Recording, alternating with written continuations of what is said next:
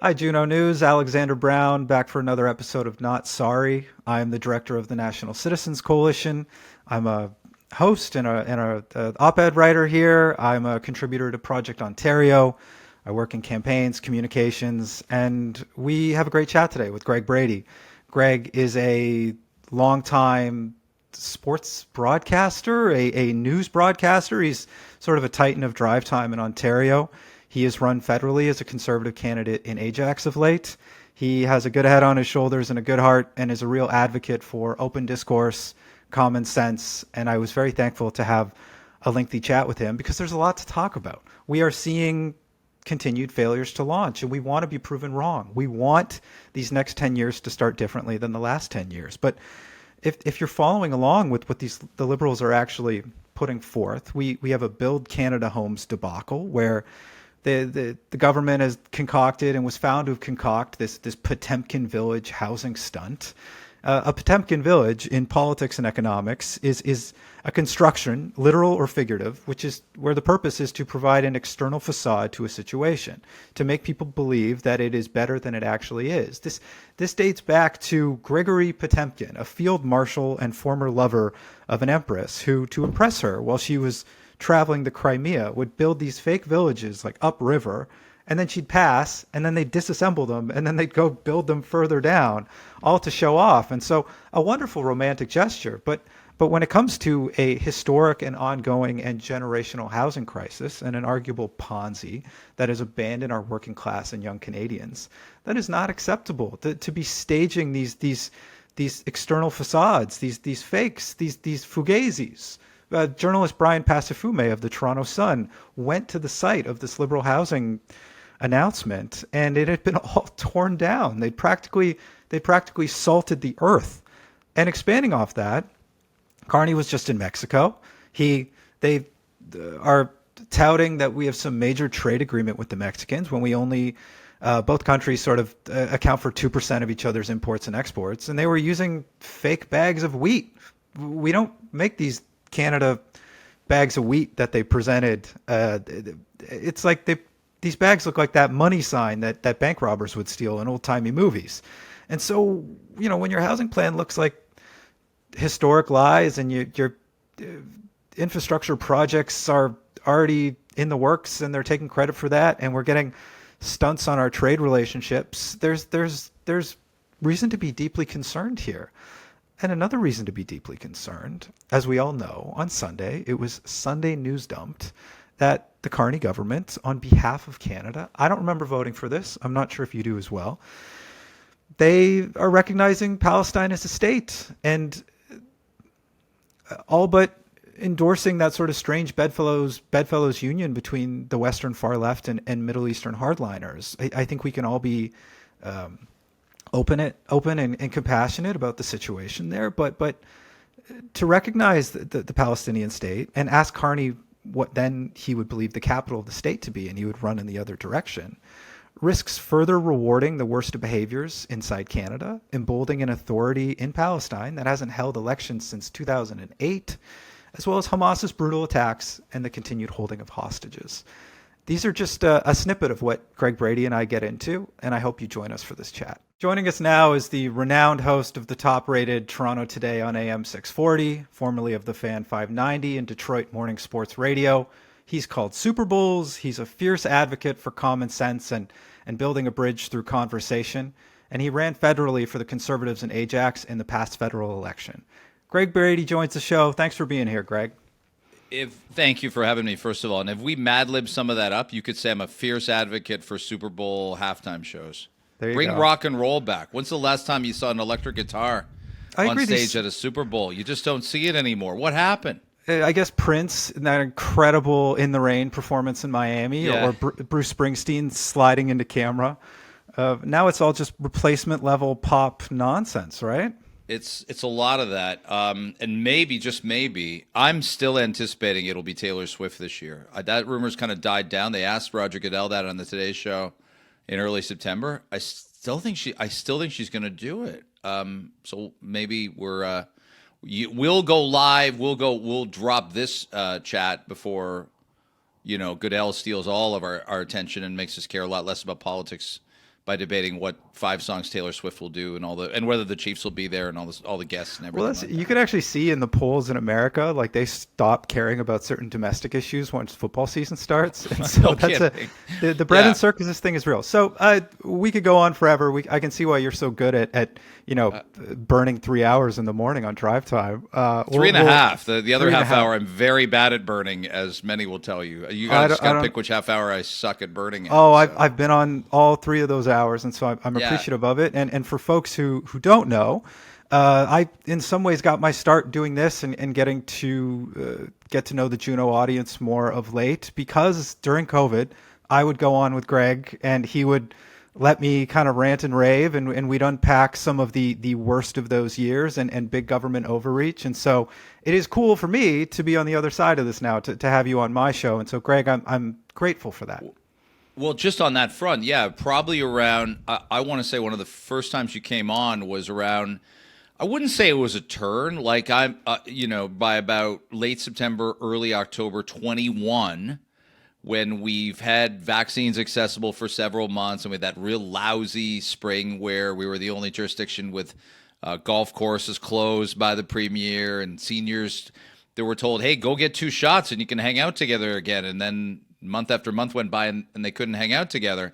And funerals weren't normal and weddings weren't normal and all that stuff. So by the time I'm building up this irritation to go, what are some of the benchmarks statistically we need? What's the data we need to see? What are the off-ramps, since we're doing every single thing being asked to be honest, mostly by the provincial government. I know the convoy, the federal government, that was a big thing. Of course it was in February 22, but most of the mandates and requirements that affected our lives in Ontario were almost uniquely provincial. There was really nothing municipal. Sometimes we wanted the mayors to shout a little bit louder, but you were a really strong voice in the fall when Omicron came along, and people are realizing, I don't like getting sick, but I also haven't gotten sick in 18 months. And now I've been hit by this new Omicron bug, and I'm doing much better than someone 14 months ago who had Delta, who didn't have a vaccine, or 18 months ago when the original strain was by. And there were really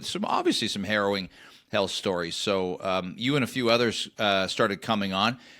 We stopped using a lot of guests that we were using going, go get that shot, it'll all work out, because then they would never explain to me, like, yeah, you said we needed to do A, B, C, and D, so why now do we need to do E, F, G, and H? That was a big thing. So I made a turn, and guests like you kind of, I think enhanced a lot of the better conversations we started having about balance and nuance and trade-offs and give and take.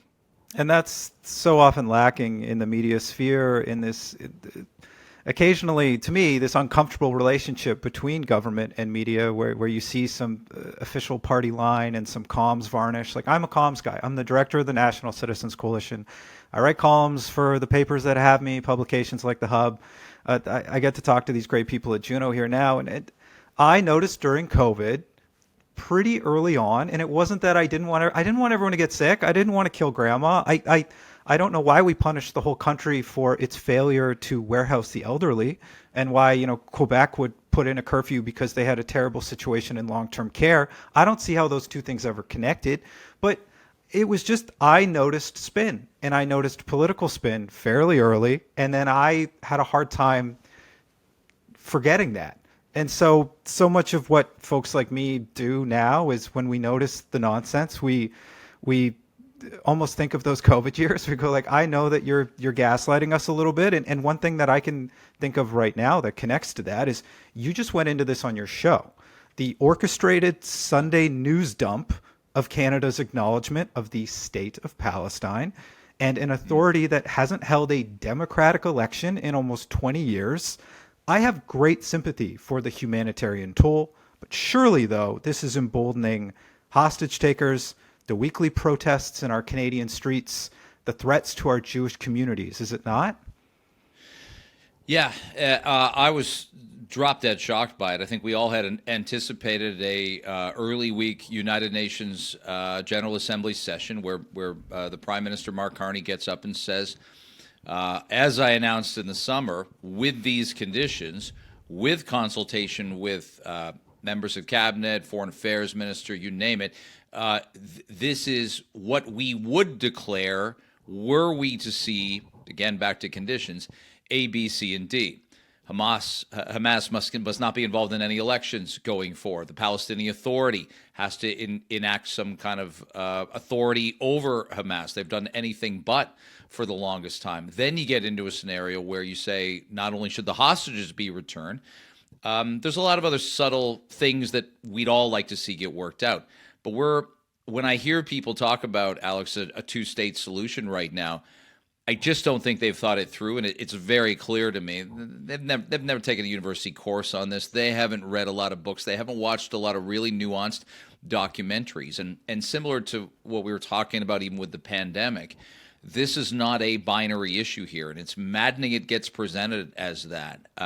It's sort of like when you're 7 and you're like, your favorite hockey player is this, and it just can't be anybody else. And you have to pick one of the two. Either you like this player or hate that player, or like this band or hate that band.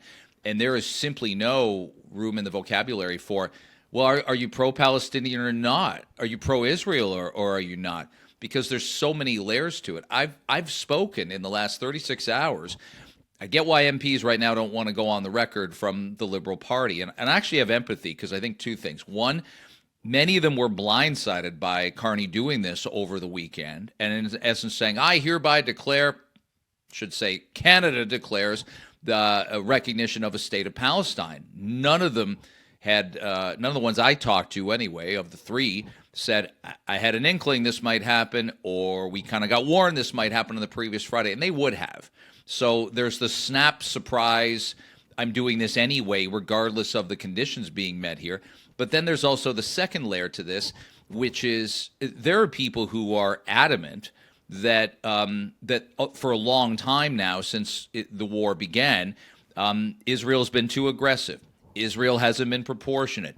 Israel is clearly got voices in the cabinet with Benjamin Netanyahu, a problematic leader for sure among some, and certainly so in the Jewish community. There are people that have told me, Greg, I would have absolutely. I'm advocating for, us to have an arms embargo against Israel. I'm advocating for us to ratchet it up and put more pressure on Israel. But I would never vote to declare for a state of Palestine under these conditions, and when Hamas still has a presence there. So it's weird because again, we've got all these sort of all these binary choices, and I'm hearing from people who I think are almost too aggressive in the language about Israel, and there is room for fair criticism to talk about things that there would be on all sides. There would be for when America goes into Afghanistan in 2001, certainly into Iraq in 2003. But what they don't have time for is a gesture that is that they got kind of pulled on them in kind of a snap motion, and that they absolutely didn't get to talk about as a cabinet. Even Justin Trudeau, even Doug Ford, I promise you, weigh in. They almost do it to a fault. To how will this get perceived by the public? What will the cabinet think? What's kind of the reverb reaction? And Mark Carney is pretty new to politics, although not dealing with politicians. I can't believe some of the reaction I'm hearing going, this is still a party, and we still have to have a little bit of a vibe that there's room for open discussion and debate about these issues, and they're not seeing it, and I think that's really worrisome. Yeah, it's concerning because it speaks to, I think, the shallowness of the understanding of the issues like we saw in years previous. And we were promised that we were going to be the adults now and above all this and all kinds of better. They're even making this Sunday news dumped statement, which to me in itself speaks to a kind of political cowardice, which we are used to, certainly as Ontarians, and certainly coming out of the last few years, is this what the questions that then stem from this, which is, okay, so we're Canada. I don't recall approving this or this being a campaign issue, but Canada now, has called for that, that Palestine is a state, has legitimized that. What's the capital of Palestine? Like this can just go all the way down. And then so what are we expanding like a listed terrorist entities? Like what do we start to leave on the table? And that this has been so haphazardly put together.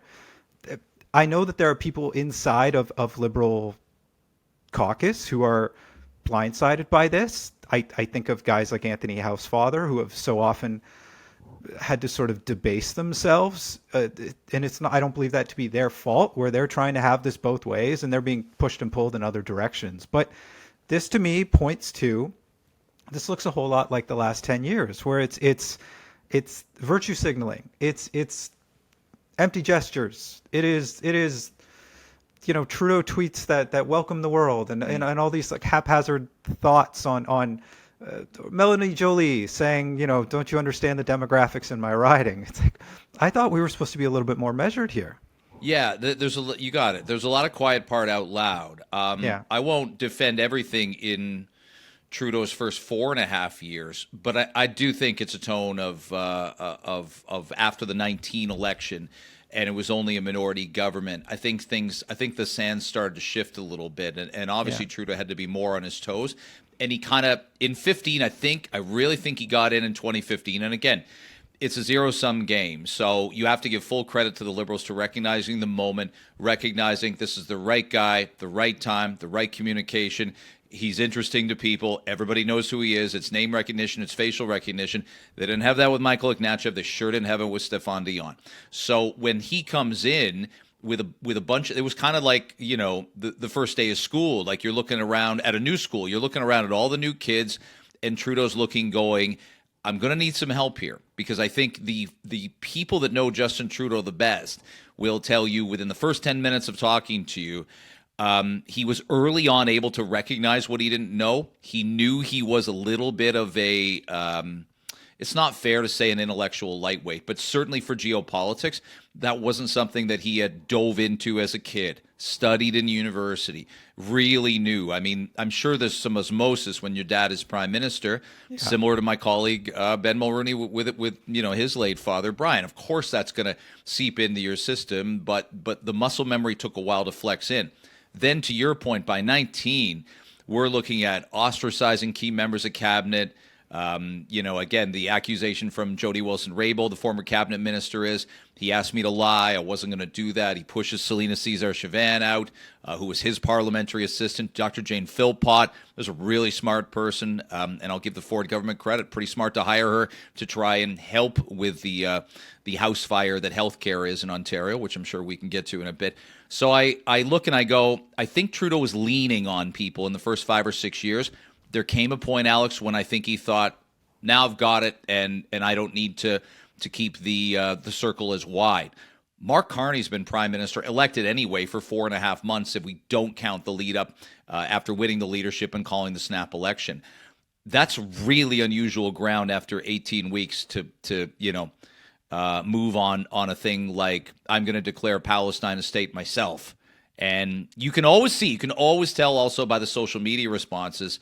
I mentioned this on the show, and I mentioned this on the weekend. When leaders aren't really reflected, and someone kind of retweets above them and says, "This is great, and here's why I think this is great for the people of my riding," or "I support this." Sometimes it's just a simple retweet. Sometimes it's writing a couple sentences on top of it. There's a lot of people who have been harsh critics of Israel who just let this pass yesterday and didn't want to touch it and didn't want to be seen as endorsing it. You and I famously were both critical of Ontario Liberal leader Stephen Del Duca, who's turned into a much better mayor in Vaughan than A, probably you and I expected, and B, maybe anybody could have anticipated for speaking out and being vocal on a lot of important issues. But when he tweeted, "I'm going to make kindergarten vaccinations mandatory in the fall of 22, I will tell you, there wasn't a single Liberal candidate, including a couple doctors and pediatricians, that backed him on that publicly. And so I think it's telling that we're 4.5 months into Carney, and not a lot of people were just whistling past the graveyard when he made the statement on Sunday. It's true, and that Del Duca call is still absolutely mind-blowing. Like, for all the Ford criticism that they justifiably receive, you had a guy running on dangerous medical advice. Like, dangerous medical advice. Yes. Like you can get Ford on all kinds of things, on being a weather vane, on people pleasing, on no harsh decisions until there's an overwhelming amount of polling support. That was hard to wrap our heads around, and I was thankful for those conversations. And hearing the way you're expanding on politics now, it's funny to me that I think of a piece that you wrote in the Hub coming out of the election, where you put in this piece in May. You only wanted to do three things in your adult life: be a sports broadcaster and talk show host, be a news broadcaster, talk show host, and be a politician. We can't have everything in life. With those first two goals already accomplished, you attempted that triple crown. And so why would you want to do that to yourself? Add on the political side, and what did you learn while you were running for office? Well, I'll tell you, I loved every second of it. I have no regrets about it. I loved putting myself out there. You're already out in the public environment, and especially to your point, as we talk about the pandemic, I get into news talk probably 6 months before the pandemic starts. Yeah. Cruising along for a little while. The full-time morning show comes on September of 21, still in the midst of COVID. You kind of really move past COVID, and then a year later, October 7th happens in 2023. So for a lot of these years, you're talking about issues. Once you recognize that you won't make everybody happy, and that your skin is about as thick as it can get, it's a remarkable feeling, and it's remarkably freeing. I like a lot of what the party system provides, and I think what I was looking for is, as opposed to, of course, you work with a team in the morning to put the show together on 640 Toronto, but I love the idea of working with a team on policy. And you can imagine when I first started pursuing this, there were a couple different pursuits at the two different levels of government. This is the one I settled on. And it's one of those things where I think people would recognize I'm not a life. I went to one of the meetings actually, and someone's like, "Are you a lifelong conservative?" And I looked at the lovely older woman, and I'm like, "I'm not lifelong anything. I'm not even a lifelong dad or husband, or like I've just done nothing my whole life that's been exactly the same." So no, but I saw an opportunity with the leader in Pierre Poilievre, with some of the policies I think we wanted to correct, and I saw a lot of moral clarity with the Conservatives. And I also felt confident that if I disagreed with something, that I'd be able to, at least behind closed doors, which is what you should do to create a unified presence, speak your mind and go, maybe I'm misunderstanding this. Is it this or is it that? I wouldn't, people said, well, now you're a quote unquote conservative. I'm like, not so sure. I wouldn't have been able to run for Doug Ford. Whether the Ford government would have me is a totally different story. I've been very critical of them on the radio. But I would also make the point that I really saw principles, and I didn't see any red flags of dysfunction, of lack of character, of hearing something going, no, you shouldn't talk that way about this group, or speak this way about that group, or make that inference or that stereotype. I know it's what's the Conservative cabinet, about 100 or about 140 members. The Liberals are about 161. How would you ever get 140, 160 strong-willed people to all agree on all the same things all the time? You can't, and you don't. But I thought that was going to be a good home for me, and I really thought I had something to contribute as well to Ajax, where I live, and go, well, they've had the same Liberal MP for a bunch of years. He's won 6 of the last 7 elections. Maybe I'm the one that can track him down and beat him. Now, as it turned out, Mark Holland didn't run, and they parachuted Jennifer McKelvey, who was a Toronto City Councillor out here since 2018. And that provided a challenge, because I'll tell you that Mark Carney was this unknown to Canada in a way, with a stellar resume. You don't keep getting these opportunities without bringing something to the central bank table or the economic table. Of course not. But I also was running against a very unknown candidate, and when you're a known candidate, there's pluses and minuses. Someone could listen to my show and go, "Oh, I like when he does this, don't like when he does that. Like this guest, don't like that guest." McKelvey was like, just a giant question mark over the face, and people could, I guess, look at Toronto, and they'd go, "What do you think?" And I'd go, "Well, she voted with John Tory on everything, and then Olivia Chow got in, and she voted with Olivia Chow on everything." Like, I saw a go along to get along person, and I thought I could win. So I'm short story longing this, but I thought I could make the biggest difference to my community. I felt strongly I could go back on radio and still present myself with how I feel when I go to sleep at night, which is authentic and credible and willing to be critical of all ideas and willing to praise all ideas when I see things I like. Yeah, and I think you would have been successful in that. And Jennifer, in some ways, did proved to be a challenge, and Carney changed the equation. But you were also, like, we all know what happened with elbows up to some extent. We all see that much of that rhetoric has proven to be temporary and hollow. What was it like being suddenly inside an elbows up sort of campaign trail shift, and suddenly having to deal with a kind of social contagion and external forces when we should have been, let's say, keeping a better focus on the domestic, on both, over throwing the baby out with the bathwater? Yeah, I don't think there's a liberal MP who will look you in the eye now and go, we are still in government, because not only did Donald Trump win the U.S. presidential election and win it solidly as well, but then he turned his sights to Canada, and there was a lot of rhetorical threats. A lot of the stuff I knew would never transpire. I mean, again, what do I know? I've only ever lived in two countries, Canada and the United States. But has he invaded Greenland yet? Is that a thing? Is that not really? It's been 7 months. I don't think is that war still happening? So the point being is, I saw a lot. You hear a lot of people say, watch what Trump does, forget what he says. And some of that ends up being true. But it's remarkable. Look, I know there's criticism of the CPC from you should. The reason I wanted to do this too, and the reason that I think I've taken so much to wanting to admit when I don't get things right, is from a sports perspective. What I noticed in sports is you have to go out there after a press conference when your NFL team loses 42-3, and you got to explain what happened and what went terribly wrong. And you don't just get to come out after you win, and you don't get to tell people that, I know you think we lost 42-3. It was actually 31-28 and we won. And politicians love doing that. There's not many ways to spin a terrible failure on a football field or on a hockey rink into something that is some kind of moral victory.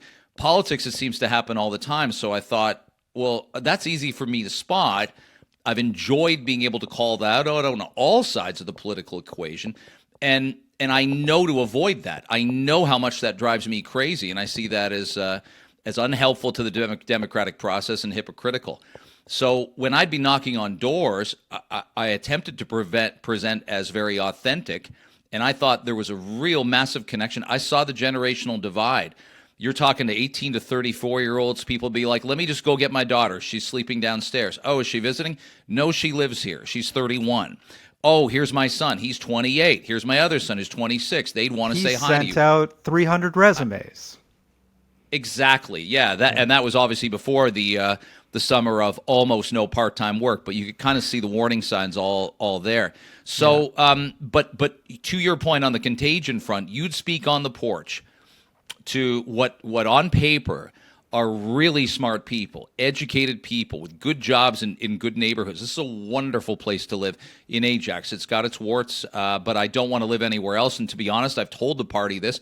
If they asked me to run anywhere else, I would have done it. I only wanted to run where I live and where I've raised my kids and where I think I know the community and the community kind of knows me. So, but you talk to these 64, 66-year-old people on the doorstep, and they would stare at you and tell you that Donald Trump was planning to invade our country. Like militarily, they really believe that.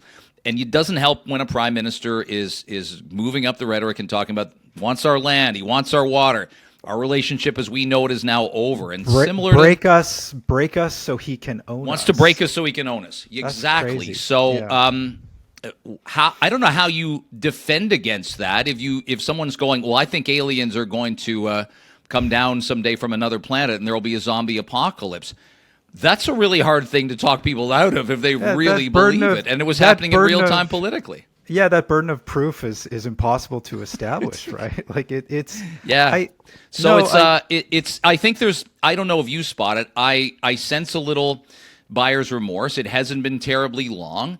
But I also think nobody runs the same campaign twice with the same ideas and all the same personnel. Yeah. So I don't think if the Conservatives change up this or change up that or shift a few candidates around or change some shadow cabinet portfolios before the next election, that it's some admission of a giant failure. As I said, if Trump doesn't win, the Conservatives win. If Trump doesn't, a solid majority. If Trump doesn't threaten Canada, it's at least a small majority. But there's no other mathematical equation that anyone had on the books until Trump started doing this. And then if a percentage of people don't take those threats so seriously, when it wasn't that it wasn't deeply obnoxious and inappropriate during our election cycle, but have we not read his books? Have we not watched him on television all these years? Like this is a version of, Darvo, which is this sort of rhetorical way of winning an argument where you deny, attack, reverse, victimize other. It's sometimes what you get when you criticize the government. And so more on this Carney start before I let you go. I mean, and to put you on the spot a little bit, you're a concerned dad. We can all see the sort of these concerning and ongoing trends, I think, of unemployment, whether it's cost of living, housing. So that seems to go well for seemingly everyone not at the tippy top or on the dole. We've got Potemkin villages for housing announcements, which Brian Pacifume did some great reporting on. I think Ben Mulrooney was on your show talking about this. We've got fake bags of wheat being used in these Mexican pressers, pumping up our trade relationship with a country as if it isn't just 2% of each other's imports and exports. So where else would you say the federal government is lacking to start? And do you have any optimism that they're truly meaning to correct for the last decade? Yeah, it's tricky because I know the instant instinct is to treat this all like a sport, and we cheer for a red team, a blue team, a yellow team. That's your background too. You're a great sports. It is, but it's funny because a lot of people didn't like me on 590 because I'd be like, "Hey, do you think the Leafs are going to win the cup this year?" And I'd go, "No." Do you want the 11 reasons why? And people are like, you don't want them to win. And I'm like, no, you asked me if I think they're going to, and that's a different question. So it's tricky because I want to have some optimism. I can find good and bad in every single prime minister and every single U.S. president and every single, I could talk to somebody for 20 minutes. And I go, I really like this characteristic about you. And if someone said, no, but give me the real thing, what do I need to work on? I could probably find something. But I look at Carney and I go, the concern I have is what we talked about at the beginning, that he's not involving his cabinet and caucus. He's doing what he wants to do when he wants to do it. And to your point, there's more a swell of professionalism about that, but then it becomes more a private company with a CEO, or it becomes a hedge fund with a president. And that's not what democracy is supposed to be. Democracy is supposed to be, I'm an MP. I know there's a bunch of us. Give me 10 minutes at some time in the next couple of weeks. Let me tell you what my concern is with one of our policies, and you tell me if I'm crazy or if we're on the right or wrong page here. That's what I expect a relationship between a prime minister and an MP to be. And it's so unique, right? It's not president and senator or president and congresswoman, because it's those departments are meant to be so separate. You're on the team. He or she is your leader. What I'm spotting from the Liberal government is this is a lot of Carney. This is a lot of Carney following a lot of things that are happening in Europe and not necessarily doing what's best for Canada. That said, you just can't sleep at night if you want it to be a miserable failure. I don't want our dollar to be 60 cents. I don't want our unemployment to be 12%. Yeah. I worry about these things. I'm a fan of being proved wrong on this. Like I write about the start. I write about how talk is cheap. You can point to the things they're not actually doing. But for goodness sake, like I can't afford a home. We've been saving up for years and years. Like you've got young kids. Like you go out and you actually talk to people who don't think there's going to be an invasion when you're talking to them on their doors, and like they are really hurting. And they're not doing a great job of dispelling concerns that they are running this maybe like a Brookfield. Like there's a report today that they're circling Mark Wiseman of BlackRock, who's an advisor for the Century Initiative, which many in this audience would know is kind of just part of this disaster and this low wage sort of caste replacement system that's hurting unemployment. Or I don't recall them campaigning on what they want to do to the notwithstanding clause. There's a potential identity crisis right there. And so, but prove us wrong, please. Like I very much hope to be, I very much hope to be concerned over nothing here. And I appreciate your insights. And where can folks hear more of you, read more from you during the week? Yeah, Toronto Today with Greg Brady is on 640 Toronto, and you can get us on the iHeart Radio Canada app. It's 5:30 to 9 a.m. live, and everything goes on every single podcast platform, Spotify and Apple and Amazon and the like. And people ask me if I will run again. I mean, that's not necessarily in the cards. I sure wouldn't rule it out. I loved it so much. The big thing, Alex, is I think we get caught in these bubbles too, where I would tell you 98.5% of the conversations I had at the door were amazing. They were respectful. They were like, I'm going this way because of this. I'm going that way because of that. And I love that because they might be lying to get you off the porch so they can go finish dinner, but they are at least engaging with you. No doors slammed. Very little, you're this, you're that. Things that I felt like, no, that's not a fair characterization of me, the party, anything else. So I have hope that there are way more people out there when you get off social media and you get out into the world that just want to live their lives. I saw that a lot with the Gaza conflict. I saw people who are Jewish, people who are Muslim, and they're like, oh, I think this about this conflict. But what I see in downtown Toronto with what I see on the streets, it's horrifying. Yeah. So that gave me such renewal of hope because, as you know, radio, broadcasting, doing what you do, you kind of the extremes make a lot of noise, and we can't help but get swallowed up and pay attention to them sometimes. So you have me on anytime. I'll have you back on our show as well on the air, and I really enjoyed the conversation. Yeah, please return the favor. You're a champion of discourse. Thank you for being a man in the arena and talking to people, because we know the internet is not real life, and thankfully there are men like Greg Brady. Thanks for joining us. Anytime. Juno News, did you like this chat? Take advantage of my discount code. That's junonews.com/notsorry for 20% off, and I'll see you next week.